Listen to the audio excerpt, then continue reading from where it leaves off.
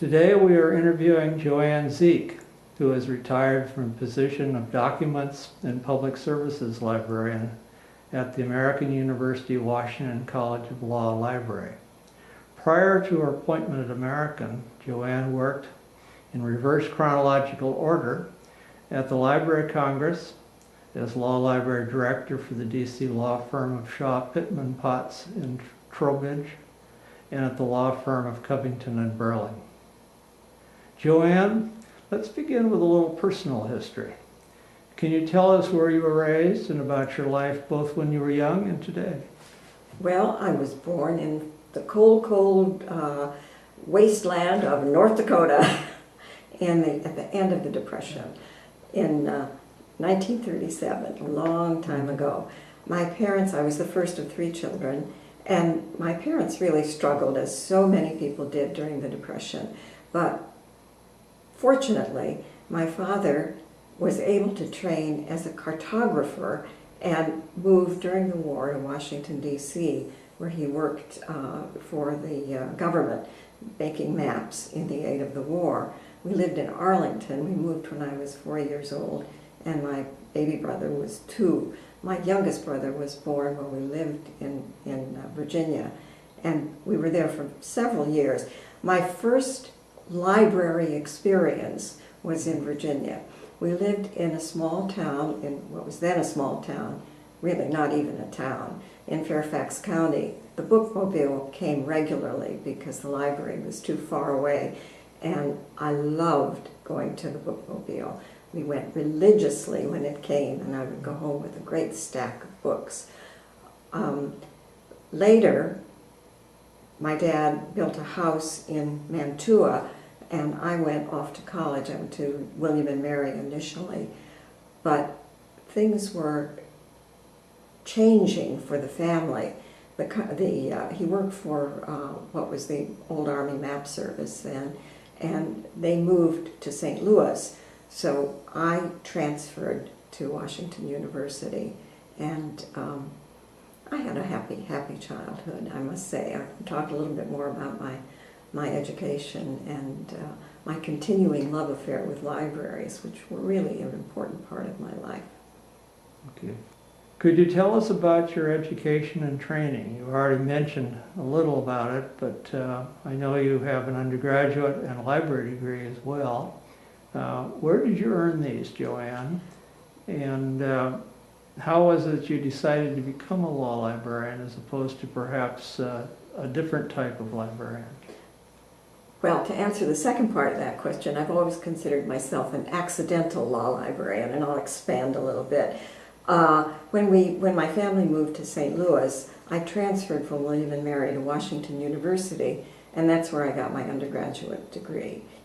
Then, after a short break, when I worked full-time in the library at Washington University, doing senior searching, which I loved. I really loved it. I realized that if I was going to continue being a librarian, I needed to really become one. So I applied to several library schools, took the GREs, and went off to Columbia University, where I got my library degree. I did not take the course in legal bit at Columbia. I took all the reference courses, but I skipped the law library course. Well, that's interesting. Did anyone play a role in how you sort of became a law librarian, a mentor, or somebody who advised you? Absolutely, absolutely. When I came to Washington, there was at that time a special program.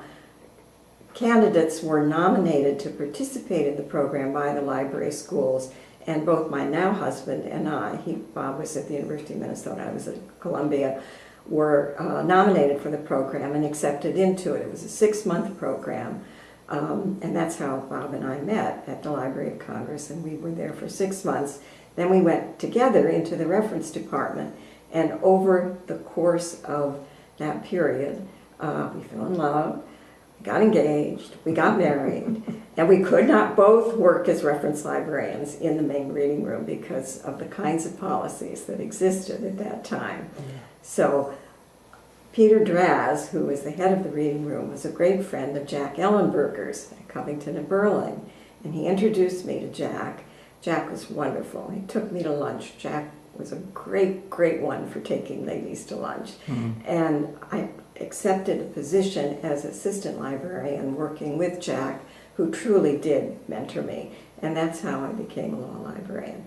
Then I took a course at the Department of Agriculture Graduate School in Legal Bib. Well, that sounds very interesting. I remember the stories about Jack. He had been very active here in Washington, D.C. with our professional association, the Law Librarian Society. And I remember when I first came here, people spoke of Jack Ellenberger as sort of like he was, you know, Zeus on high. And so he had apparently done a lot of very impressive things in the local community. He really had. He is the one who introduced me to legislative history and to working with government documents, which played, I would say, the most important role in my academic career, in my law library career. And I thank Jack for that. Well, I certainly remember your role at our library in connection with government documents, but let's move on a little more broadly and talk about your overall career in law librarianship. As I mentioned, you and I worked together at American University for about 15 years. You started as our government documents operation. We were seeking depository status, and you were brought in and pretty well put the right things together that were needed to get it. Well, that was a terrific experience. Before that, I worked, I took a few years off to have my children, and when they were launched, when they became 3 and 5, I returned to work, and that's when I was working at Shaw Pittman. And in that capacity, I was fortunate enough to have the opportunity to design and move a library, which was a wonderful experience, and it was a terrific firm to work for. They actually put my name on the door in the lobby. So when people came in looking for me, I was right there. It was just a nice thing to do, and not something that many law firms would have done. I took some more time off when the boys got a little older, and then when I was ready to go back to work, I really wanted to return to my first love of documents, and that's when I was delighted to be able to start work at American University and to be given the opportunity to develop the depository there. You certainly worked hard at it, and you accomplished everything and more of the goals as I originally thought we had, and you helped us work on them and you know, move the thing from sort of the concept that we wanted to do this to not just accomplishing the goals, but also then expanding in the future on with new things we wanted to do, and then doing those. Well, I've always been fortunate to have such terrific support in everything I've done, Pat. You know, all of the things that were done for the depository at the university, giving it special space, being willing to buy supplementary materials, all the microforms. We can talk about those maybe. Maybe we should. I mean, we had so many microfilms because so much of the stuff didn't come as part of the depository, but we wanted to supplement or complement what we did have in the depository. And I think that's one of the reasons that the depository was given the recognition it was, because the administration was willing to buy those materials, to make them available, to make the depository genuinely open to the public, to work with other librarians in the area. All those things made it a very, very exciting professional time for me.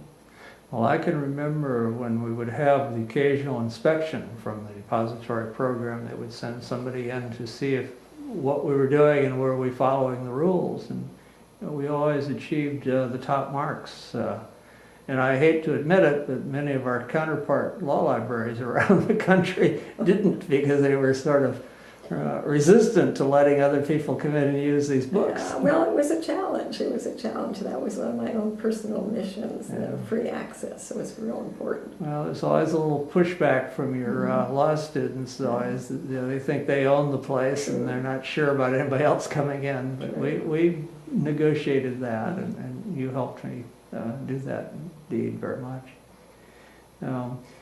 You have served our profession in a large number of ways, very important ones indeed. I remember your work for the Law Librarian Society, including your year as its president. But you have also been a leader in other professional associations as well. Could you talk a little bit about some of these and some of the things you've done? Well, yes, some of them came, of course, in the context of my work with government documents. But early in my career, I edited the first electronic version of the Law Librarians Society's union list of legal periodicals. We did it on a computer. It was a huge job. And as a consequence of that, I worked with Margaret Milam and Vivian Campbell on that project. As a consequence of that, I was asked to serve on an intergovernmental task force on COG, the Council of Governments here in the Washington metropolitan area, on the future of union lists in libraries, more broadly than law libraries. And that was something that was very rewarding, that experience. And that, of course, was much earlier in my career. But later, I would say the most exciting thing that I did was working with the government relations group at the American Association of Law Libraries, the ALA, and Special Libraries Association. And so many people in the association, the American AALL, were involved in that effort. And it was not without controversy, but I just thought that it was so important, and the people who were involved were just wonderful, wonderful colleagues. Susan Tullis, Bob Oakley, many, many, many names. Mary Alice Beisch, who's gone on to become superintendent of documents herself. And she started as a reference librarian in the main library at American University, and we became friends and worked together because the main library was not a depository. So all of those experiences were very important to me. Yeah. It's interesting that Ms. Beisch is now the superintendent of documents, because she is, at least to my knowledge, the second person who came sort of out of law librarianship. Even though she had been with the university library, she sort of became part of our group when she was working with Bob Oakley. That's exactly right. Raymond Taylor, a longtime librarian down in, I don't know, South Carolina or North Carolina State Library. Yeah. He was the superintendent of documents who signed our certificate when we got our depository status. And I knew him, so that's why I remember that little tidbit of information. Now there's another documents group that extends beyond law libraries to all of the documents, the Depository Library Council. And they meet now just once a year, but when I was involved, there were twice yearly meetings, which I was able to attend. And I made many, many colleagues and friends, and we shared mutual interest associated with making documents available to the wider public. It's one of the battles we all fought. Yeah. Joanne, you have been in our profession for many years, and during those years we have been able to deliver access to legal information in ways that are certainly different now, or were different when you retired and when I retired than they were when we began. Do you have any thoughts about some of the changes that you've seen, and some of the perhaps the good things about it, if one finds those? Well, there certainly are some good things. Things are much easier and much more available in many ways, but also, of course, vastly more complicated. When I started in 1963 in libraries, automation was something people talked about as a thing that would probably never happen. We didn't even have photocopiers in the law firm, in the libraries, in the law firms that I worked in. They were closely guarded, and it was difficult, and all of a sudden it's changed, and it changed much more rapidly, I think, than any of us expected that it would. The technology that I worked with early on was mostly the microform and the video, the audiovisual materials, which were much older. Then there was microfiche, which we thought would be wonderful, and it certainly was better than the reels, but still complicated. And the delivery of the information was a real challenge. The machines were clunky and expensive, and we were fortunate to get new machines as they became available. But they were, paper jams and toner problems and people cursing because they couldn't find the image that they needed to. And it was really challenging. And then they began working with much more sophisticated ways of delivering information. Although I will have to say that when we started doing CD-ROMs, that really was initially a nightmare. It's hard to be on the cutting edge. You bleed a lot. Yes. We did. But right now, almost everything, particularly the area of documents that we call fugitive documents, that world has become smaller, and it's just much, much easier to find things. It's meant, however, that the life of a reference librarian is both expanded and contracted, because people think they can find it on their own and often go away not realizing that they haven't really found it on their own. And that was a challenge that we were becoming increasingly aware of when I retired. Years ago, in order to gain access to government documents, there was a publication by the government printing office, a monthly catalog of their holdings or their publications, and people used that as sort of an index of sorts to find what was there, because there weren't other devices. Right, and there were little black dots beside the things that were in depository libraries, and of course not everything was in every depository, so it was challenging. You know, I heard the other day in talking with a colleague who was still active, that many of the government documents librarians today, the new crop, don't even know that old index existed. I must say, I as someone who's a little bit of a Neanderthal, I have always loved paper reference books. We have a wall full of them in our living room, the Oxford English Dictionary, lots of dictionaries as a matter of fact. But it is much easier to put your browser over a word and click and get the definition if you're using a computer. A little bit earlier in this interview, you mentioned that you were involved or worked with some of the people who developed AELL's Government Affairs Office. And I know this is a little off the script that we had talked about before the interview, but with your involvement in that, would you care to talk a little bit about some of that experience? Bob Oakley and Susan Toolish you mentioned, and that was just Mary Alice Beige. That was just a very, very exciting time. That was when we were concerned about making government information widely available and about preventing cuts in GPO that would compromise the integrity of the government printing office, and more particularly the depository programs. We actually drafted policy statements, we drafted legislation,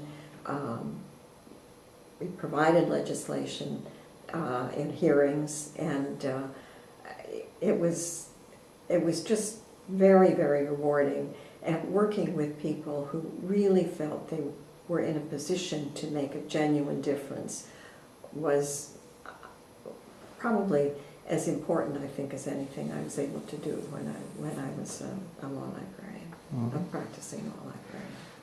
Well, I think once that operation was up and running, the association, and not only the law librarian profession, but librarianship in general, benefited tremendously from the efforts of some of our people and some of the people from other associations with whom they worked and networked. Yeah, that's exactly right. There was this cross-pollination, and suddenly you were talking, really talking, having really serious conversations with people who were working in all kinds of libraries, and I think that is to the benefit of everyone. Yeah, I certainly think so as well.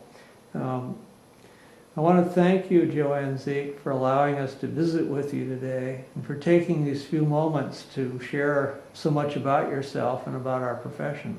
Before closing, however, is there anything you would like to add before we conclude the interview? Well, I would really like to say that I think that being a librarian is one of the best things a person can be. It's a happy, helping profession. There certainly are frustrations, but there are colleagues whom I treasure having known and relationships that are both professional and personal that have enriched my life, and I'm grateful. Well, thank you, and I appreciate the compliments because I'm one of your colleagues, and I think you're talking about me and our other colleagues as well. I am absolutely, Pat. Thank you, Joanne. Thank you for sharing Thank this you. with everyone. Thank you.